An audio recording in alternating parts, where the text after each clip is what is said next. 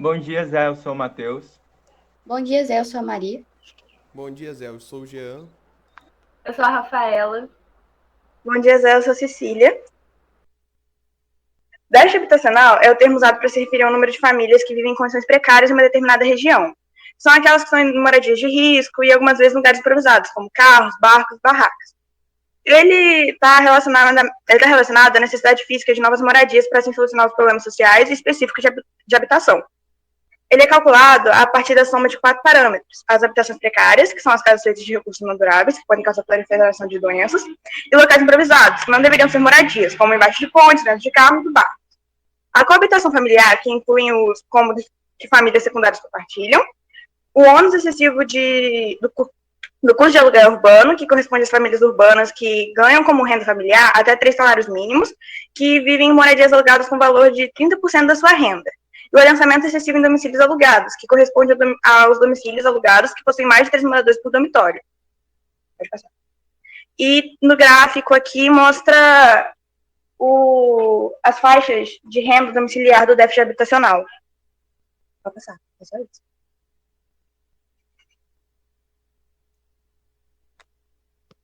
Em 2019, o Brasil registrou um déficit habitacional de 5,8 milhões de moradias.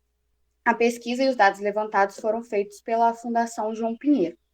O estudo também indica que 87,7% do déficit habitacional quantitativo, que no caso é a falta de moradia, habitação precária, pessoas demais por metro quadrado, custos altos no aluguel, é localizado principalmente nas áreas urbanas. Além disso, houve um aumento de 6 milhões de pessoas em déficit habitacional absoluto no Brasil de 2016 para 2019. Essas moradias apresentam 8% dos domicílios do país.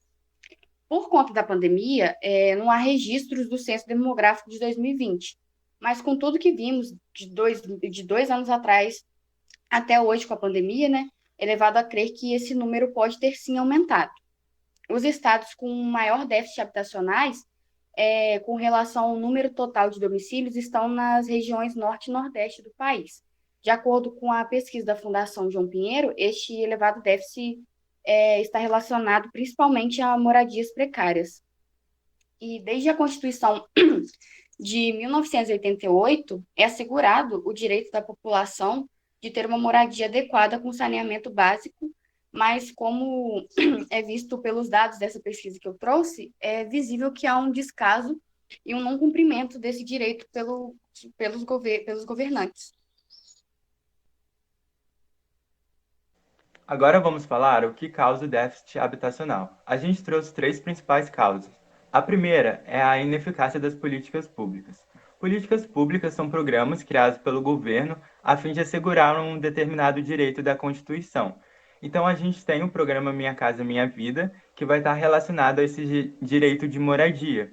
Então esse programa vai traçar perfis do cidadão a fim de adquirir uma casa. Mas como a gente viu anteriormente, que a Maria falou, a gente vê que os dados são exorbitantes. Então, existem esses programas, no entanto, eles ainda são ineficazes e incapazes de compreender toda a população. Relacionado a isso, a gente também tem um êxodo rural. Quando a gente teve o meio rural indo para o meio urbano, a gente teve esse processo muito acelerado. Com isso, as cidades ficaram inchadas e ficaram sem planejamento, ficaram sem infraestrutura, sem políticas públicas e sem condições de moradia para todos os habitantes. Pode passar. E por último, a gente tem um elevado preço dos imóveis. Esse elevado preço dos imóveis deixa os locais adequados para a vida mais caros de se morar. Com isso, os mais desfavorecidos vão ter que ir para outros lugares, muitas das vezes lugares bem inadequados, como morros, encostas, que vão ser riscos para a sua vida, mas vão acabar sendo mais baratos. E um processo na geografia, como a gente pode ver na charge, relacionado a isso, é a gentrificação. A gentrificação é quando a gente tem a elitização de um espaço. Então a gente tem uma reforma nesse espaço que antes não era tão importante e a partir dessa reforma ele vai se tornar importante. Com isso, o custo de vida nesse local vai se tornar mais caro. Então a população que vivia antes, que era uma população não tão favorecida economicamente, com essa reforma a população vai acabar sendo expulsa desse local, porque o custo de vida vai ser mais alto.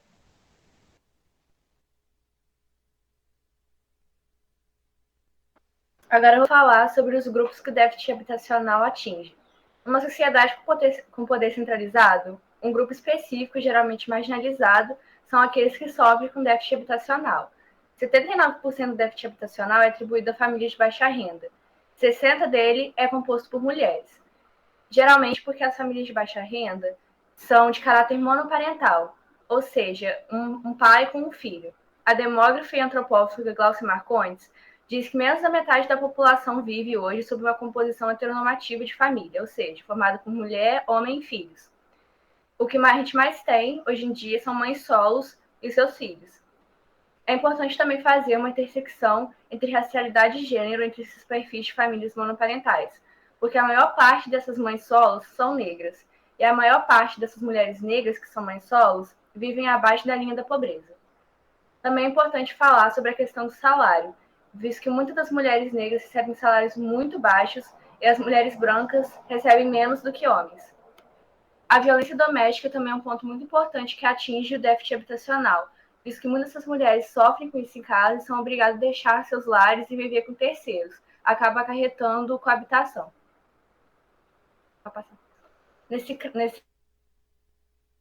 Os dados de que mulheres sem cônjuges e com filhos são muito maiores do que homens com cônjuges sem filhos e homens no geral, as mulheres ocupam o maior gráfico de déficit habitacional.